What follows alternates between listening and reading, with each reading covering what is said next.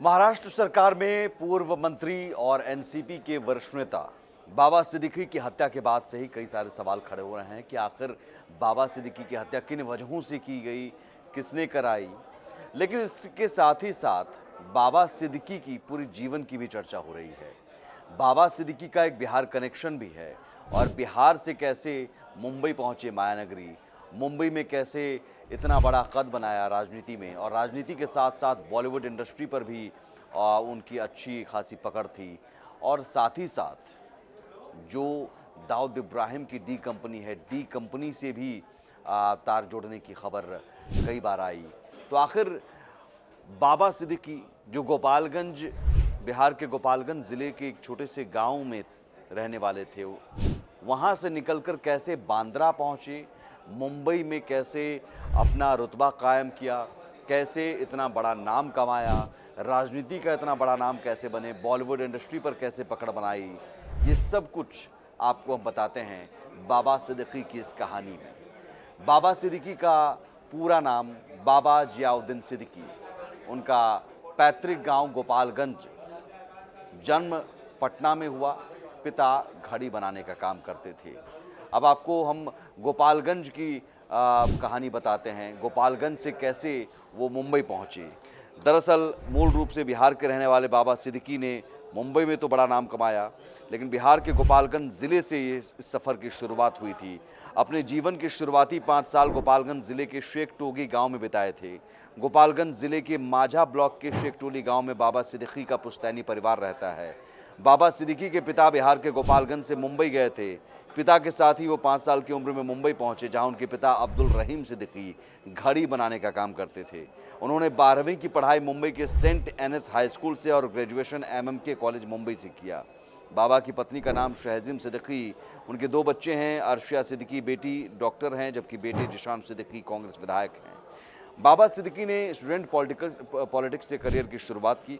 1977 से 1980 तक वे कांग्रेस के स्टूडेंट विंग एनएसयूआई के मेंबर रहे। 1982 में बांद्रा यूथ कांग्रेस के जनरल सेक्रेटरी बनाए गए। 88 में फिर मुंबई युवा कांग्रेस के अध्यक्ष बने। 1993 में बीएमसी में कॉरपोरेटर चुने गए थे। साल 1999 में बाबा कांग्रेस के टिकट पर पहली बार बांद्रा वेस्ट सीट से विधायक बने, और इसके बाद से वो 2014 तक लगातार 3 बार इस सीट से विधायक रहे। साल 2004 से 2008 तक राज्य के खाद्य और श्रम राज्य मंत्री भी रहे। हालांकि साल 2014 में वे चुनाव हार गए और इसी साल उन्हें मुंबई क्षेत्रीय कांग्रेस कमेटी का अध्यक्ष और 2019 में महाराष्ट्र प्रदेश कांग्रेस कमेटी के संसदीय बोर्ड में शामिल किया गया। इसी साल फरवरी 2024 में वे कांग्रेस छोड़कर एनसीपी अजित पवार गुट की पार्टी में शामिल हो गए थे और Maharashtra housing and area development authority के मुंबई डिवीज़न के अध्यक्ष भी रह चुके हैं। लेकिन ये तो राजनीति की बात हुई। राजनीति के साथ साथ उनकी पकड़ बॉलीवुड में भी अच्छी खासी है। आपने कई तस्वीरों में भी देखा होगा, सलमान खान हो, शाहरुख खान हो, संजय दत्त हो, तमाम बॉलीवुड सितारों के बीच उनकी इफ्तार पार्टी होती थी। ये कैसे हुआ, बॉलीवुड में कैसे पकड़ बनी?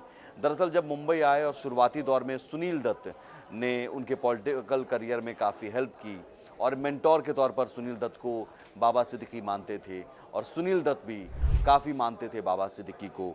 ये माना जा रहा है कि सुनील दत्त कांग्रेस में सक्रिय थे और बाबा उन्हें अपने मेंटोर मानते थे। बांद्रा सीट से 3 बार विधायक रहे बाबा सिद्दीकी का बॉलीवुड में अच्छा खासा कद था, क्योंकि बांद्रा इलाके में ही ज़्यादातर फिल्मी हस्तियाँ रहती हैं। सुनील दत्त ने ही बाबा की मुलाकात बेटे संजय दत्त से कराई और संजय और बाबा सिद्दीकी गहरे दोस्त बन गए। संजय ने ही फिर बाबा की मुलाकात सलमान और बाकी फिल्मी हस्तियों से करवाई थी। और इसके साथ बॉलीवुड और राजनीति की बात हुई। अंडरवर्ल्ड को लेकर भी बाबा सिद्दीकी की चर्चा होती थी और माना जाता था कि बॉलीवुड और अंडरवर्ल्ड के बीच बाबा सिद्दीकी ब्रिज का काम करते थे। कई बार उनके कनेक्शन को लेकर खबरें भी सामने आई और उन्हें धमकी तक मिली थी दाऊद इब्राहिम से, ये भी खबर आई। ये भी कहानी आपको बताते हैं। आप दरअसल सामना में छपी खबर के मुताबिक मुंबई की एक ज़मीन को लेकर बाबा सिद्दीकी और दाऊद के करीबी अहमद लंगड़ा में विवाद हो गया था।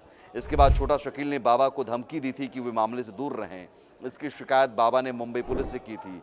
इसके बाद अहमद को मकोका के तहत गिरफ्तार कर लिया गया।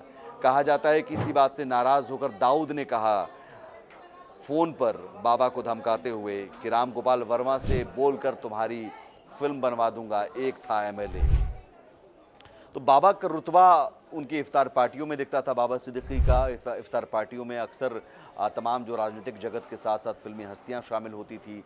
सलमान खान, शाहरुख खान, संजय दत्त, और यहाँ तक कि सलमान और शाहरुख के बीच जो अदावत थी, दुश्मनी थी, उसे दोस्ती में तब्दील कराने में भी बाबा सिद्दीकी की अहम भूमिका थी। 2013 में इसी इफ्तार पार्टी की तस्वीर ने सुर्खियां बटोरी थी, जब सलमान और शाहरुख को दोनों को एक साथ मिलवाया था, गले मिलने पर मजबूर किया था और दोनों की दोस्ती करवाई थी।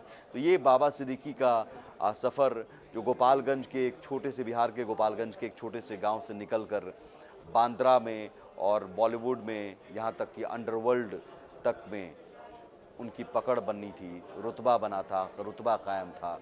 लेकिन बाबा सिद्दीकी की इस तरह से गोली मारा जाना, हत्या होना कई सारे सवाल खड़ा करता है। उन सवालों का जवाब मुंबई पुलिस तलाश रही है। फिलहाल इस वीडियो में इतना ही। नमस्कार।